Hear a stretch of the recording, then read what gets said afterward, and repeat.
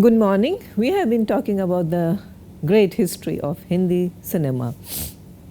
Of course, I am aware that I have not been able to cover the entire Indian cinema also. I would like to give you a panoramic view of Indian cinema and not just Hindi films, but that would be for our next course. So, we have been so far talking about the great films, the beginnings of cinema, Hindi films. We have been talking about the great makers, the influential films, the experiments done, and the stars during the 40s, 50s, and 60s. We talked about Raj Kapoor's Awara. We talked about earlier also. We talked about the cinema of social conscience, like such as Achut Kanya and Neecha Nagar. We also talked about a cinema of opulence, such as Mughal-e-Azam, and that's the place where we ended. Okay, so great performances, opulent filmmaking, extravagant sets, and also the focus was on not just the directors but also to a large extent on film stars also. So this entire thing about being a movie stars, we have been talking about Hollywood as well, and we talked about being a movie star in the studio system. So in Hindi films we are still at that stage. We are still now a star driven industry.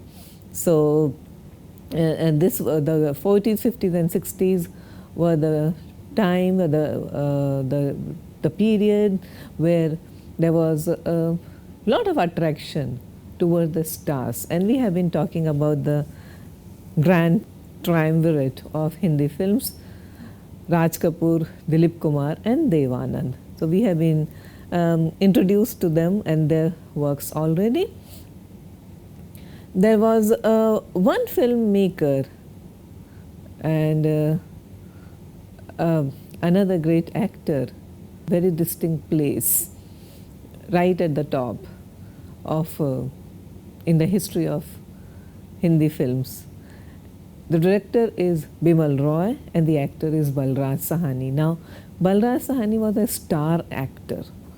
He was not just a movie star. He was not just a matinee idol. He was a very unconventional looking person, and if you look up some of his stills and images, you will find that he didn't have that glamorous aura of the triumvirate of Hindi actors, these superstars of Hindi films.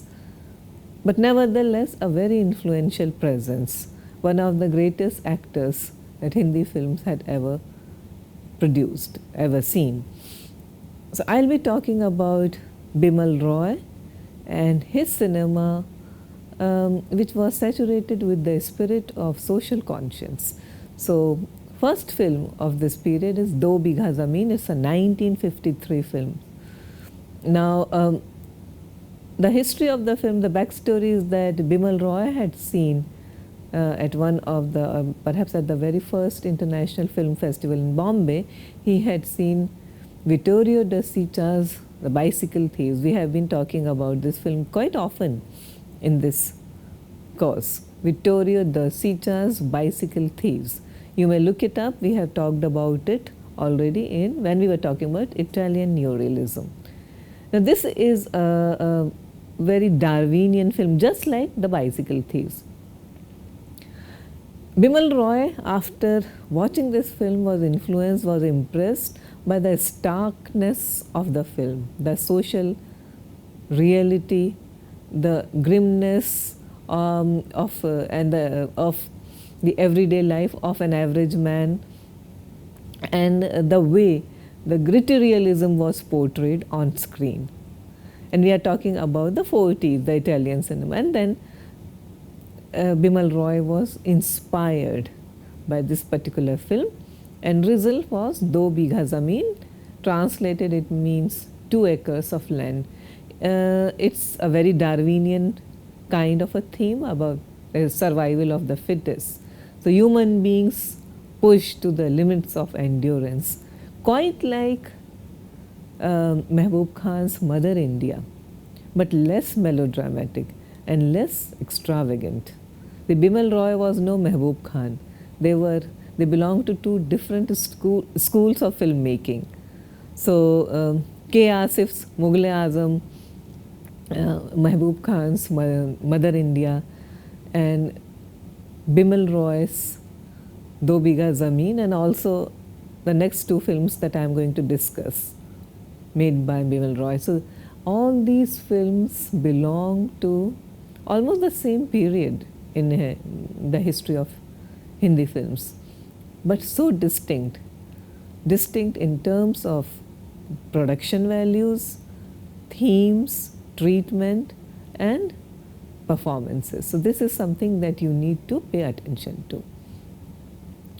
Do Biga Zameen tells us the story of a poor farmer, a village farmer played by Balraj Sahani, Shambhu, who fights against all odds to preserve his 2 acres of farmland from a grasping landlord. Again is the Mother India situation where it's a woman's fight, and here it's an extremely poor farmer fighting to retain possession of his ancestral land.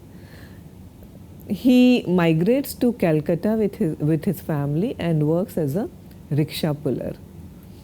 The family, they live in extreme poor conditions and find it extremely hard to make the ends meet there. But on one hand, you also find the extreme urban and rural divide that I have been talking about. But city is harsh here, and a man has to survive against all odds in order to just to survive, just to make the ends meet. So this is not Shri 420 again, which is quite a glamorous take on the urban and rural divide. This film is extremely gritty, as I have already told you, in its portrayal of poverty and street life. So poverty, extreme poverty in village and extreme poverty in urban landscape also. So the idea is that a poor man has to just gather all his wits in order to survive. It's not going to be as glamorous departure as it was for Raju in Shri 420 or even in Avara.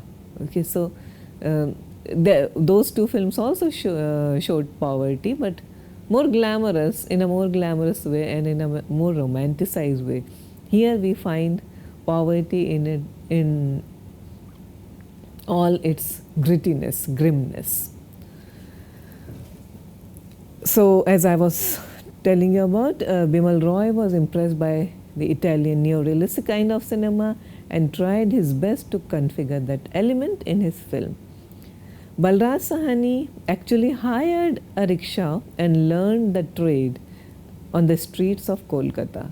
The film is still extremely relevant because of its social message and the way it highlights the plight of our villages, which is quite relevant even today. Another great film by Bimal Roy is Bandini, 1963 movie. It's set in the British India, and it begins with Nutan, who is the Bandini, that is a woman prisoner. Her name is Kalyani, and she is outwardly extremely subdued, very quiet, but there is a fury raging within her, and Nutan beautifully captures all this. Now the jail doctor Devin, played by Dharmendra, is intrigued by and also attracted towards her. Meanwhile, Kalyani volunteers to take care of an infected patient. Her selflessness and also her physical charms, they win the attention of the prison doctor, and even though Kalyani is absolutely, she distances herself from Devin, but he is not at all put off, and then she tells him her story that she has been serving a sentence for committing a willful murder. A flashback takes us into Kalyani's past to pre-independence India, where Kalyani is a young village girl influenced by her principled father. Into the village and her life, there comes a revolutionary Bikash as played by Ashok Kumar. Now Kalyani is visited towards the visitor, and to save Bikash's life from the police officers, she pretends to be his wife. Thus she compromises herself, and soon the entire village is gossiping about her. Bikash, and it looks like he seemingly jilts her and doesn't return to the village. Kalyani is now shamed. She also feels guilty of letting her highly moralistic father down. At the same time, she has to bear the barbs of the villagers. Now, to escape the shame, in the middle of the night, she leaves her house for the city and takes up a job at a nursing home. Now, here another twist of fate. She meets a sick woman, an extremely sick and extremely irritable woman. She is neurotic, always yelling and screeching, and she also takes great pleasure in humiliating Kalyani. Now, Kalyani serves her, but then soon realizes that this lady is Bikash's wife. What happens next? Now, this is the story of the film. This is the plot, and then how Kalyani very willingly murders Bikash's life, because so many things come hurtling back at her.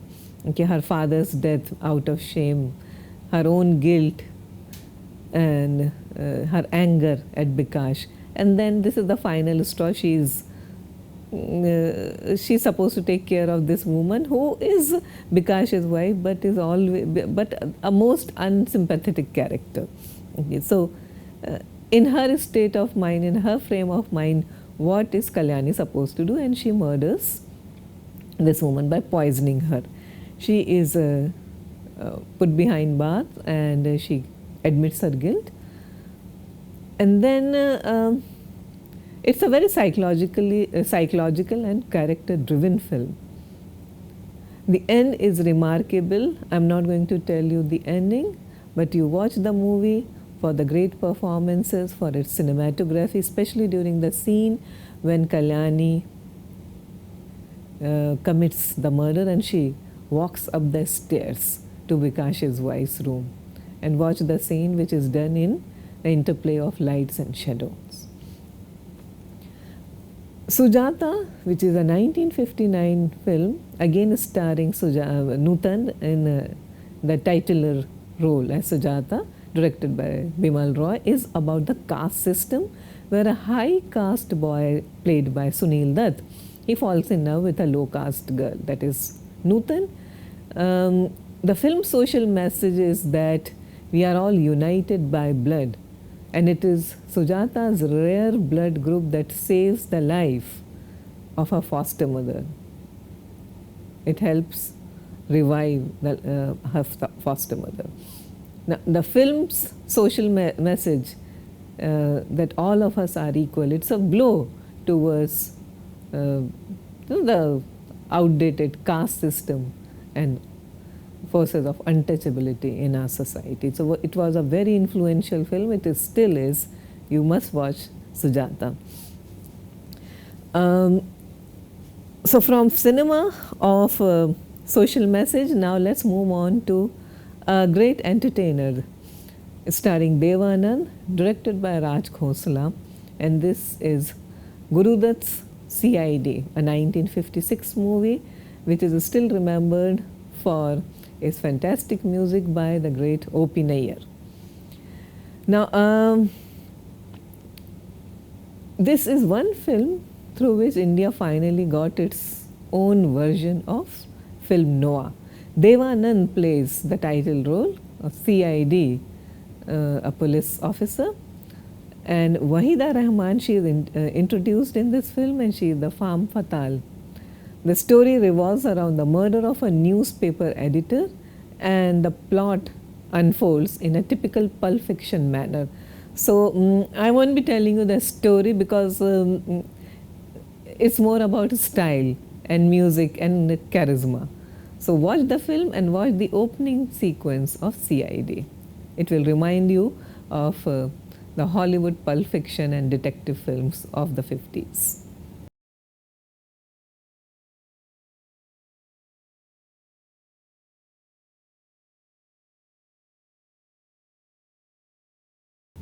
I'll move on to another film, that is Jak Terra Ho. This 1956 film starring Raj Kapoor is very unusual in the sense, also in the sense that it is a Raj Kapoor's film, all right.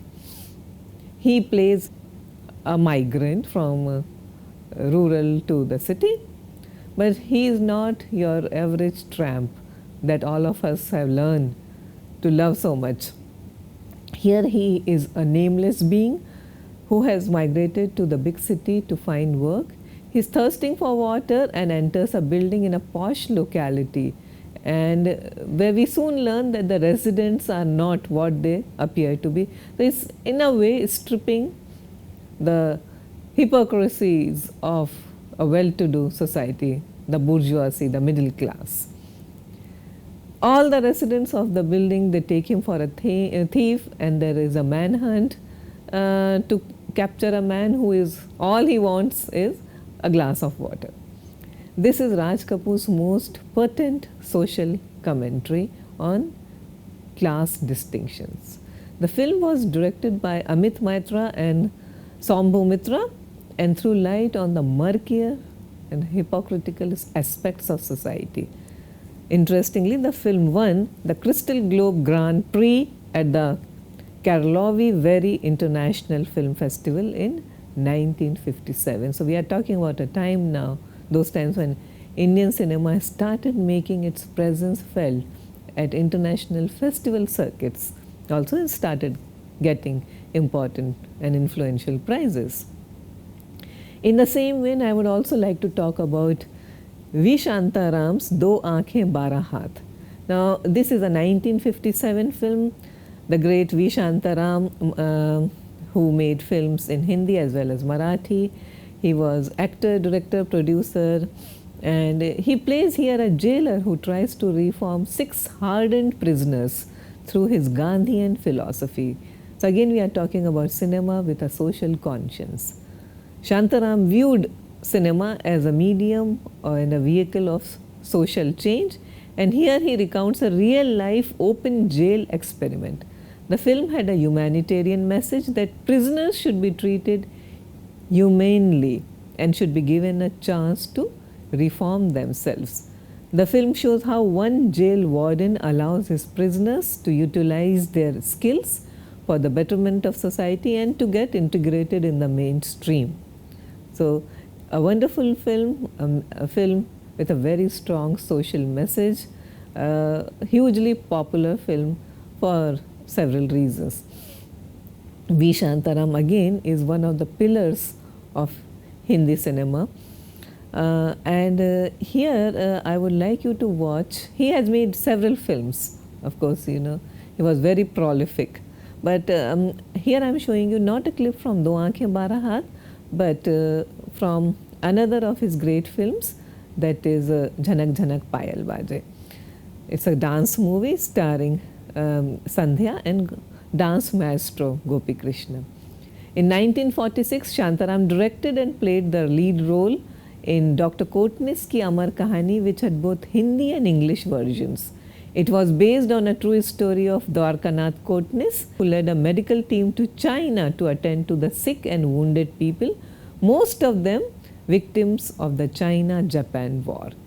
So, here is a clipping from a wonderful clipping, a dance sequence from Jhanak Jhanak Payal Baje, a 1955 film. Watch it and enjoy it.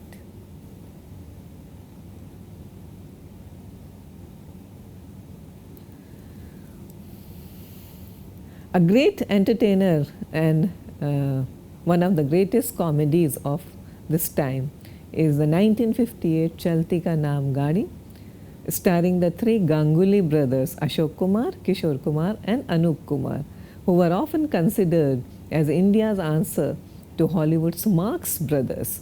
Chalti Ka Naam Gaadi is one of the most delightful and funniest films of Hindi cinema.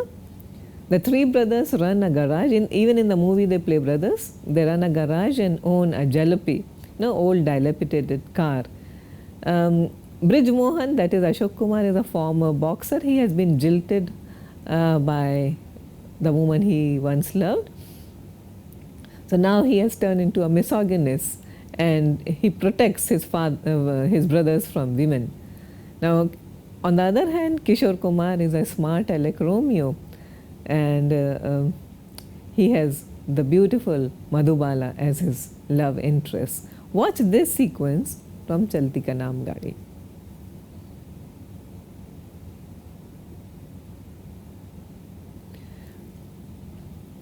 Another milestone film of this period is Ganga Jamuna. Nitin Bose directed this 1961 film, and this is a high-intensity dacoit drama starring Vijayantimala, Dilip Kumar and Dilip Kumar's real-life brother Nasir Khan.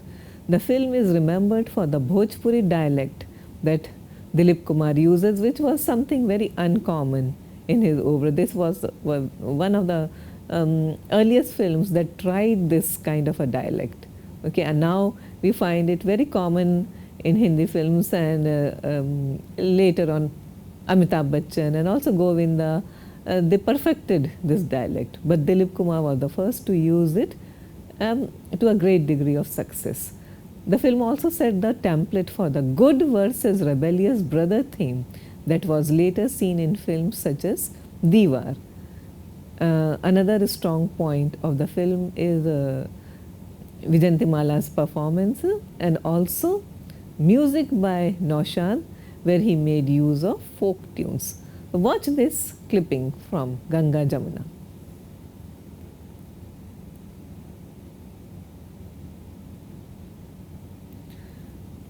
Another great film, and this also is a standout film. I'm talking about Hakikat, a 1964 film directed by Chetan Anand. This is a war epic set in the Indo-China conflict of 1962. This is a dramatic representation of a very gruesome war and its effect on an average soldier. We find Indian soldiers helpless and very poorly equipped in the freezing terrains of Ladakh. The film starred Balraj Sahni, Dharmendra and Jayant. This is one of the finest and most authentic war films from India. Watch a scene from Hakikat.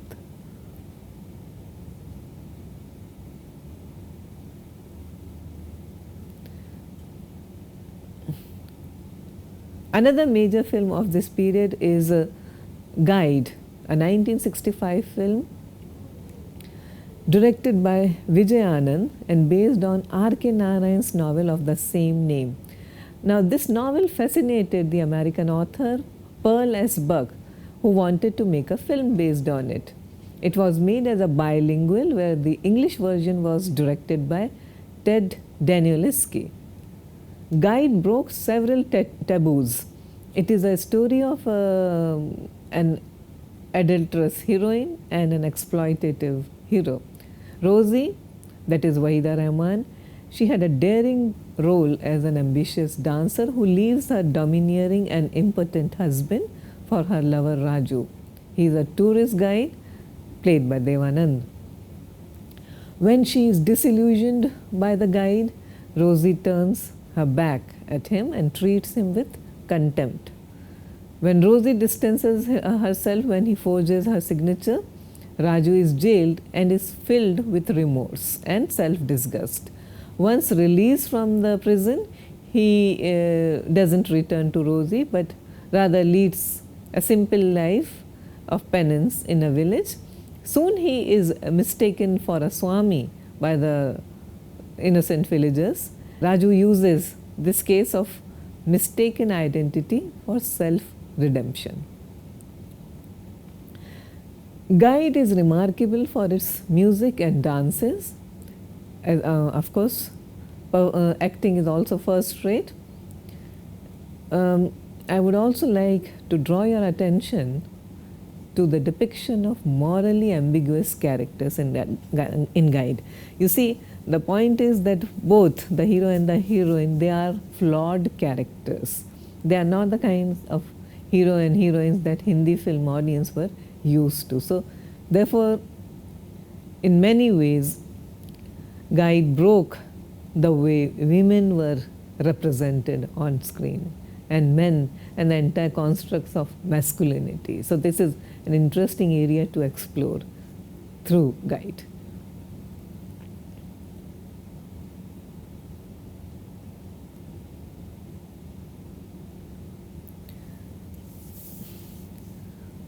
From Guide, we move on to another film of 1965. Now, Waqt, directed by Yash Chopra, is Bollywood's first multi-starrer. A very colorful film and uses the lost and found formula to the hilt. You may recall when I spoke about Kismat, starring Ashok Kumar, I told you that was the film that set the template for lost and found formula, and Waqt was one of the major films that exploited the formula. It is also remembered for its excesses and glamour.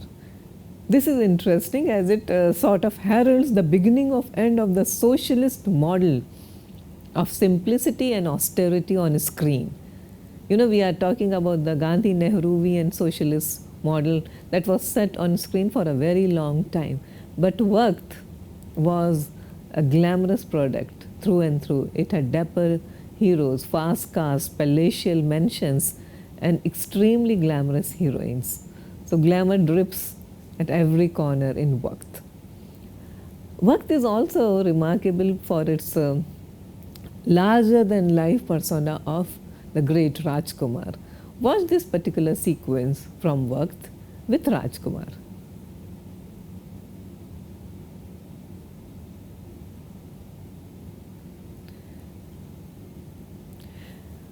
The late 60s and the early 70s was also the period which saw the peak of superstardom of Rajesh Khanna. Rajesh Khanna, who was hailed as a superstar with Aradhana, Shakti Samant directed, and he was at the pinnacle of his glory by the time we come to Amar Prem, 1972. Again, this film is directed by Shakti Samant and is a woman-centric film with Sharmila Tagore in the role of a courtesan, Pushpa. Anand Babu, that is played by Rajesh Khanna, is her patron, and Pushpa is a social outcast because of her profession, also the fact that she has been abandoned by her husband, she cannot bear children. So all those things are implicit in they are foregrounded in the film. So her poverty, her lack of social status, her inability to bear children, her inability to find love and to retain. So now this is a point where she starts getting attached to a little boy, Nandu, who is a neighborhood kid. Nandu is ill-treated by his stepmother. Pushpa finds satisfaction in the love of the child, and the child addresses her as mother. Now, since because of her social position, she is denied the love of both Nandu and Anand. However, many years later, Nandu returns and takes her to his home, since she is the only mother he had ever known. Rajesh Khanna's lines such as "Pushpa, I hate tears" remain famous till date. The film was a commentary on the decadence of contemporary society and also on position of women in our society. The film is also remarkable for its excellent music by R.D. Burman. I have been talking about the history of Hindi films, and no such lecture can be completed without the mention of Shammi Kapoor. So Shami Kapoor's position is extremely unique in the history of Hindi cinema. He brought into focus the extremely flamboyant kind of an actor, a star hero. See, when you talk about great acting, you think of Dilip Kumar, you also think of Amitabh Bachchan, you think of Ashok Kumar and Motilal and Balraj Sahni. Shami Kapoor is an out and out star. He was also known as the rebellious star.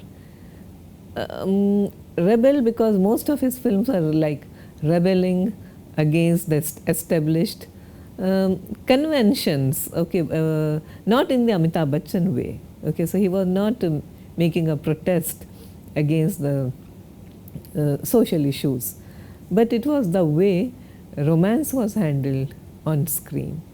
He was also quite irreverent. You know, he had an irreverent look at the people around him and society around him. Also, he is known as a rebellious star because in a way he rebelled against the triumvirate of Dilip Kumar, Devanand and Raj Kapoor.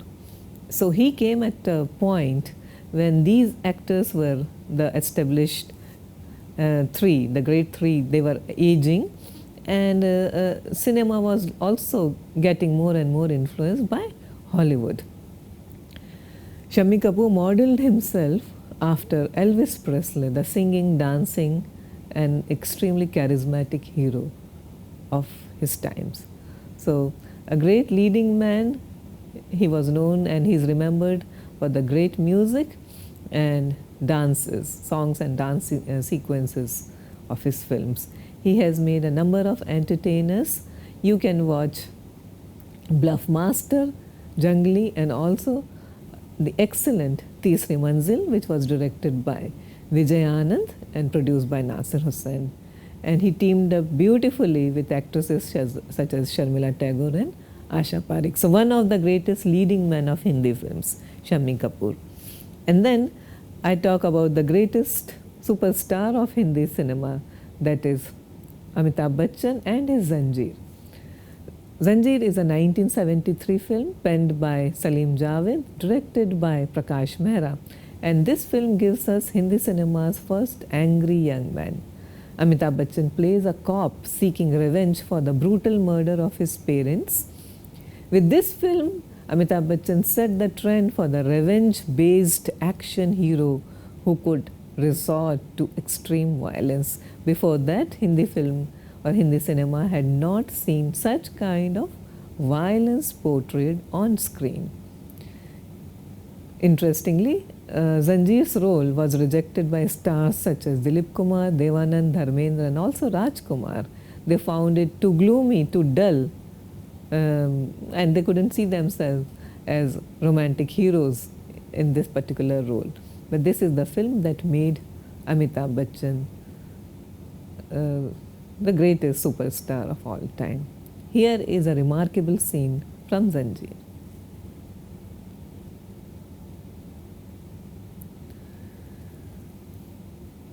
Other great films of this period remain Sholay, Amar Akbar Anthony, Dawn, Muqaddar Ka Sikandar, many of which star Amitabh Bachchan. This was also a period when the screen pair of Dharmendra and Hema Malini had reached great heights, and it was also a period when Jitendra made a lot of waves on screen, particularly earlier with his pairings with actresses such as Rashri and Babita and Mumtaz, and later on with Rekha and Sridevi and Jayaprada.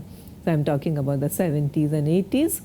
The 70s is also remarkable and remembered today for a strong cinematic movement in the form of parallel cinema that also emerged during this period.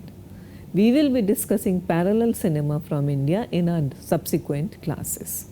Thank you very much.